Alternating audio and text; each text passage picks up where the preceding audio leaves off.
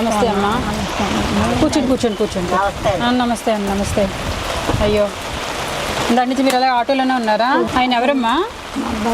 మీ అబ్బాయా? ఏమైనా తిన్నారా? తిన్నారా? వర్షం వస్తే మీ పరిస్థితి ఇంతేనా? మా వాళ్ళు కాదు, వేరే వాళ్ళు ఉంటాము ఇక్కడ. ఇది మీ సొంత ఇల్లు కాదా ఇది? నీళ్ళు వర్షం వస్తే రోడ్లు ఎత్తేసి దానికి నీళ్ళు వచ్చేస్తున్నాయి. అయ్యో,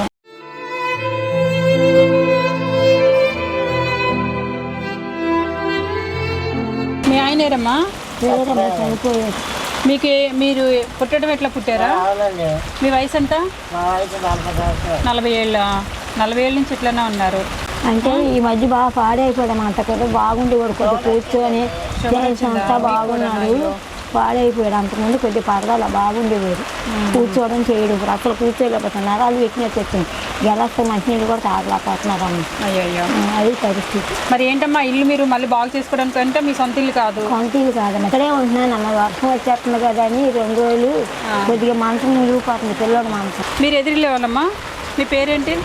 నా పేరు సత్యవతి అండి. సత్యవతి గారు, వీళ్ళ పరిస్థితి చూస్తే ఇలా ఉంది కదా. వీళ్ళకి నేను ఇప్పుడు డబ్బులు ఇచ్చినా ఏమి ఇచ్చినా కూడా ఈ వర్షంలో ఎక్కడ పెట్టుకుంటారేమో. నేను రైస్ బ్యాగ్స్ అవన్నీ మీ ఇంట్లో పెట్టేస్తాను. వర్షం తగ్గిన తర్వాత వీళ్ళకి అవన్నీ అందించేయండి. ఎందుకంటే అలాగే మీరే పిలిచారు వీళ్ళ కష్టం చూసి, కాబట్టి నేను నమ్మి మీకు ఇస్తున్నాను. అలాగే వీళ్ళకి ఒక 5,000 ఇస్తాను.